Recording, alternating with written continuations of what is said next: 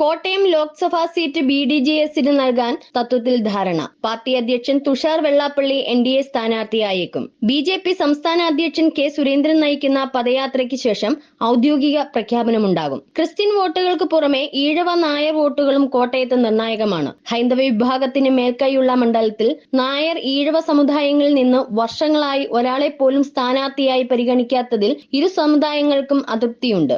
SNDP യോഗത്തിന് ശക്തമായ വേരുകളുള്ള മണ്ഡലം കൂടിയാണ് കോട്ടയം. ഇതാണ് തുഷാറിന് അനുകൂലമാകുന്ന ഘടകങ്ങൾ. 2019 തെരഞ്ഞെടുപ്പിൽ NDA സ്ഥാനാർത്ഥിയായിരുന്ന PC തോമസ് നേടിയത് 1,55,153 വോട്ടാണ്. ഇക്കുറി 2.5 ലക്ഷത്തിലധികം വോട്ടുകൾ നേടാനാകുമെന്നാണ് NDAയുടെ പ്രതീക്ഷ. തുഷാറിനെ സ്ഥാനാർത്ഥിയാക്കുന്നതിലൂടെ കൂടുതൽ വോട്ടുകൾ സമാഹരിച്ച് A ക്ലാസ് മണ്ഡലം എന്ന കാറ്റഗറിയിലേക്ക് കോട്ടയത്തെ ഉയർത്തുകയാണ് NDA ലക്ഷ്യം. എന്നാൽ ഘടകകക്ഷി സ്ഥാനാർത്ഥിയെ അവർ തീരുമാനിക്കുമെന്ന് BJP ജില്ലാ പ്രസിഡന്റ് ലിജിൻ ലാൽ പറഞ്ഞു. സ്ഥാനാർത്ഥിയെ BJP പിന്തുണയ്ക്കുമെന്നും ലിജിൻ ലാൽ പറഞ്ഞു.